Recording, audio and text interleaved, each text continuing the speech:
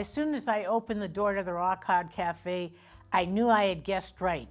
Over the normal sounds of human conversation, high female voices rose like bush tits scared from a hedge.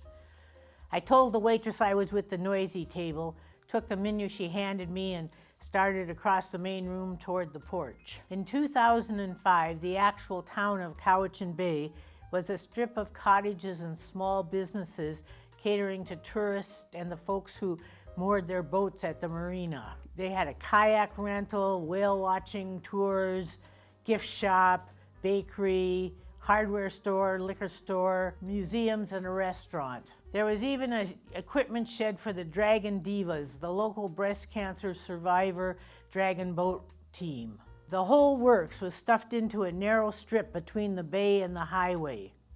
On the other side of the road, the land rose so steeply that you had to get out of your car and stand near the water and look back to see that the whole top of the hill was filled with new condominiums. The people who lived up there, they had to walk down the road or get in their car and drive to town. There's no way down that incline, so the little strip stands alone, making Cowichan Bay look like a quaint boating village and not a fast-growing retirement community. The Rock Cod Cafe was right in the middle of the quaint village part. There was room for a 6-car parking lot for the marina behind the restaurant. So really, when you're sitting in the restaurant, what you're looking out at is you're looking out across a paved parking lot at the entrance to the marina and the museum next door, which is a series of cedar-sided sheds stretched out along a pier. This time, oh joy, there were 2 empty seats, so I headed for the one next to the twin. But she said to me, "Oh, Mavis, do you mind sitting next to Jude? I'm saving this seat for my great-grandson." So I concentrated on the great-grandson part of that sentence so I wouldn't have to answer the part about Jude. "Your great-grandson," I said. "Yes, he's on his way to Victoria and he's gonna stop by and pick up the present for his girlfriend. But I told him that he'd have to wait till the bus gets back because it's still in the blanket box. I invited him to eat with us. I will pay, of course." So I looked around the table. "So what about Irene?" I said. "I saw her go in a taxi when I was coming up to the lobby," May said. "Look at it this way," Frida said. "It cuts down on our expenses." "Well, if we save enough," said Frankie, "we may be able to eat in the main dining room at the Butchart Gardens." I plunked myself down next to Jude and told her the new switch was installed and the manual override now worked. "Cool," she said. "Do you know that you can get grilled fish without the batter here?" "Why would I do that?" I said. "This place is famous for their batter." "Well, I thought maybe you were gonna go heart healthy." I ignored her and turned to Mary Lou. "So, do you think your great-grandson is the kid who asked about his grandma in Nanaimo?" "Oh dear," said Mary Lou, "I never thought of that." "But if he was, why didn't he just come into the restaurant?" "Well, he could have got distracted," said Frankie. "He is kind of impulsive." "Well, when he does show up, I can give him the present right away. It's out in the bus." We were finishing dessert when Frida said, "So, Mary Lou, do you know when your great-grandson's going to show up? We're almost ready for the check." Mary Lou said, "Oh, dear, he didn't tell me. Maybe I should wait for him." "Don't coddle him, Mary Lou," Frankie said.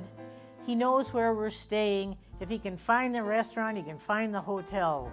"I guess that's true," Mary Lou sounded doubtful. "We should take the present off the bus and put it in our room, though. Frankie's right. He does tend to go off." "I can drive you all back to the hotel and we can dig the present out," I said. "The hotel can't be 2 blocks away," said Frankie. "Well, we can road test the new switch," said Frida. "That's a good idea," said Jude. "That way, if anything goes wrong, we have time to take it back to the garage before we leave for Ladysmith tomorrow." Since the bus was here, everybody but Raven decided that they would ride back to the hotel. Raven wanted to walk, but she did stick around to watch the wheelchair lift perfectly. Then she said she'd meet us at the other end. This time I found a more level parking spot in the parking lot. so Frida's descent was nearly normal. Once Frida was off, I closed the lift door and got on the bus. Jude was going from seat to seat, checking for stuff left behind and folding up lap rugs. Whoa, Mavis, you really missed the circus this afternoon. The whirling energy patterns were a cacophony of colors.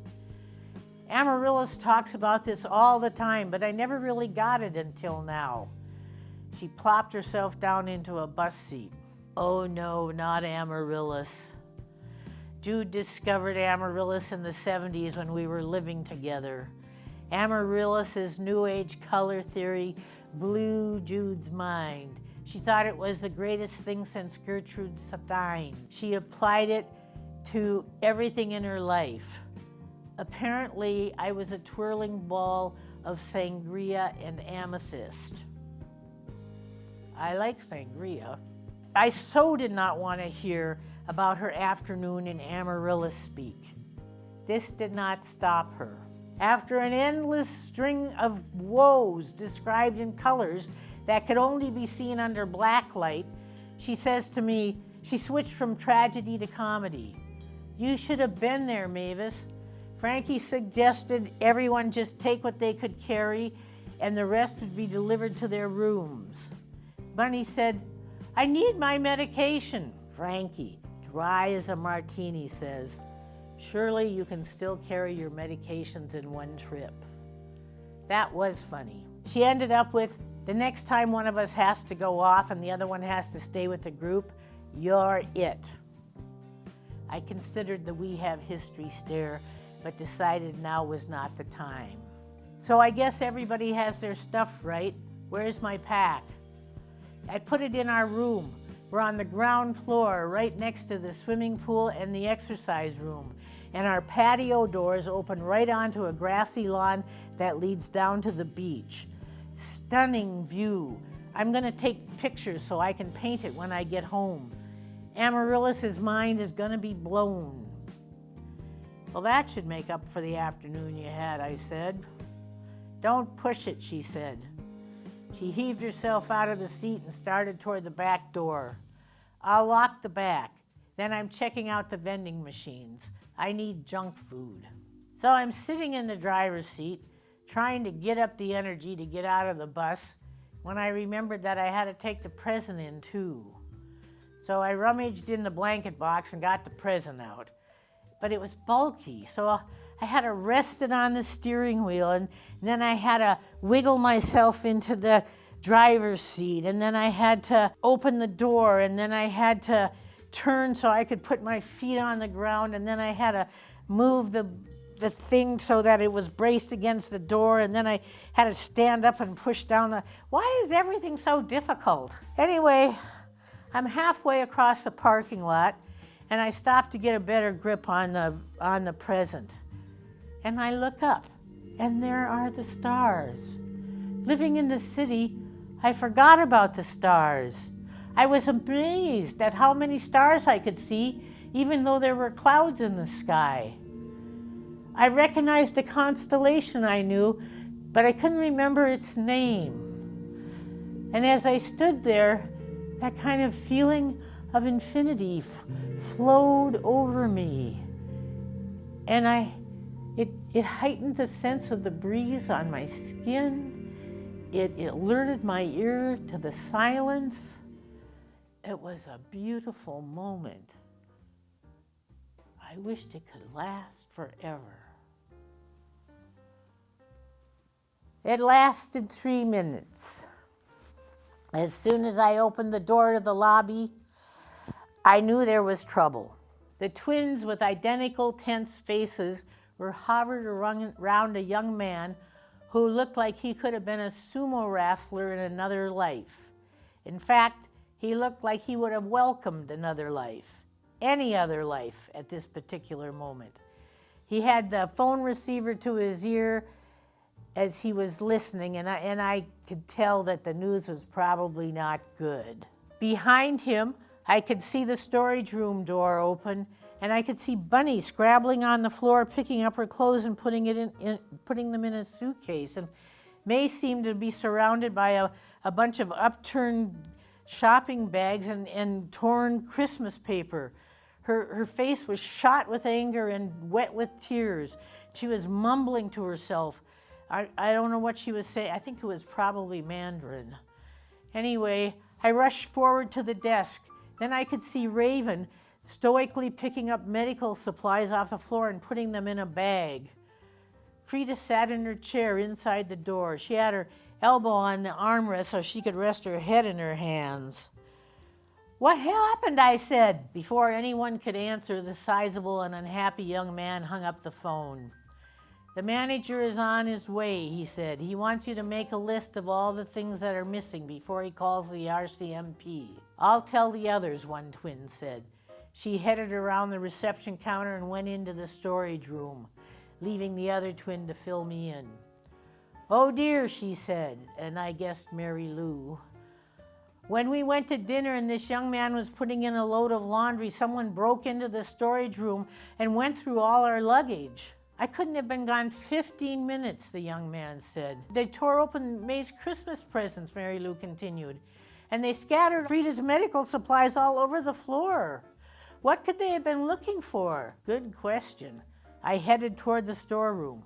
"I'm so sorry this happened," I said. "Oh, it's not your fault," said Frida. "I know," I said, "but I just feel like somebody should say that, and I doubt whoever did this is going to do it. Did you find anything missing?" "They tore the wrapping off my Christmas presents," said May, "but they're all here." I picked a small package off the floor. "At least there's one present they didn't unwrap," I said, handing the gift to May. "They only tore open the big one," said May. "Makes you wonder what they were looking for," I said. "No small thing, apparently," said Frida. "I have everything," said Bunny. "It's all so senseless." "I don't see that anything's missing from Frida's bags either," said Raven. "Who was the first one in here?" I asked. "I was," said the hapless young man. "When I came in at 6, Carolyn told me about delivering the stuff to your rooms. So I unlocked the storage room and everything looked fine. But lots of the stuff didn't have your names on it. So I decided it would be easier if I waited till you came back from dinner and then you could tell me where everything went." "May I ask your name, young man?" said Mary Lou. It's Leo," he said. "Well, Leo, you have nothing to blame yourself for. I would have done exactly the same thing myself. You had no way of knowing that someone was going to break in here." "Do we know it was a break-in?" Frankie asked. "Perhaps you just forgot to lock the door." "I'm sure I locked the door because when I came out, I jiggled the handle. So then Carolyn left and I was here until about 7:30. Nothing was happening, so I thought I'd put in a load of sheets." So Frankie, like Miss Marple says, "Did you notice the storeroom door when you came back?" "Not really," said Leo. "And you all came in at 8 o'clock, and when I went to get your stuff, the door was unlocked, but it didn't look any different, and all your stuff was tossed." "Is this the kind of lock you can open with a credit card?" Bunny asked. "I never did understand how that works," said Mary Lou. Apparently we were all in the same boat because nobody responded. I looked around the storeroom, focusing on the things that were not disturbed. There was a photocopy machine and about a half a dozen boxes of copy paper, stationery, and brochures in one corner. And there was a coat trolley with a medium-sized suit coat and a Cowichan sweater big enough to belong to Leo. And there was a table against the far wall with a stack of phone books and a postage scale and a small overnight bag. "So who does the small overnight bag belong to?" I asked. "That's some guy who checked in this afternoon. Carolyn said he was going to come back for it tonight." "It doesn't look like it's been broken into," said Bunny. Frida sized up the overnight bag. "Maybe it isn't big enough for whatever they were looking for. When he comes in to get it, I can ask him to check and see if everything is there, but I can't open it without his permission." "Of course you can't," said Frankie. "We wouldn't want you to." Shortly after that, the manager arrived and we told the whole story over again. He was a nervous man who was managing the hotel for the Hong Kong owner. He was very apologetic And when he discovered that we couldn't find anything missing, then the old ladies were too tired to deal with the police, he was very relieved. He offered to have his staff rewrap May's presents in Christmas paper that she could pick out, and he would pay for it. He even gave us all enough change to get a treat out of the vending machine. I mean, that was good enough for me. A police report would have a way of getting back to Sam, and I was not keen on that. The manager covered the desk while Frida told Leo which bags went where, and he loaded up the trolley and went down to the ground floor. I recovered the present from the desk where I had left it on my dash to the storage room and went downstairs to the vending machines. Frankie and Mary Lou were just leaving with 2 packages of microwave popcorn. I followed them back to their room and put the present on their luggage rack. When I got back to my room, Jude was already tucked up in bed with a bag of cheesies and a cup with a tea tag hanging over the rim.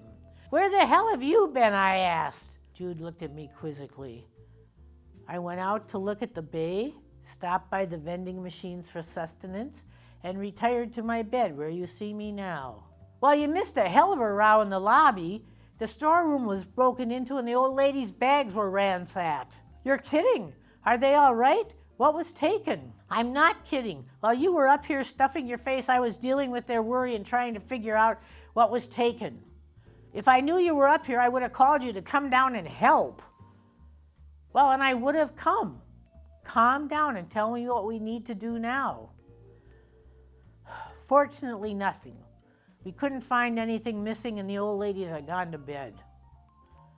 "Would you like some chamomile tea?" she said. "It's very calming." "Chamomile tea and cheesies. What are you, a health food nut or a junk food addict?" "Hawkins Cheezies are a health food," she said.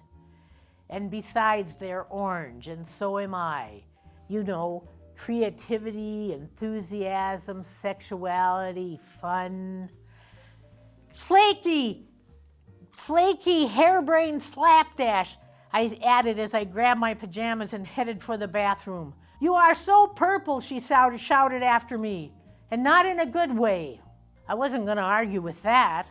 I started brushing my teeth really hard. I had to stop and just take a break. I looked at myself in the mirror, and this idea popped in my head. "You don't suppose they were looking for the present, do you?" Interesting," Jude said. "I have no idea, but something very odd is going on." "Well, that's obvious," I said, "but what the Sam Hill is it?" "I'm too tired to think," Jude said. "Maybe it will come to me in a dream." She is such a hippie.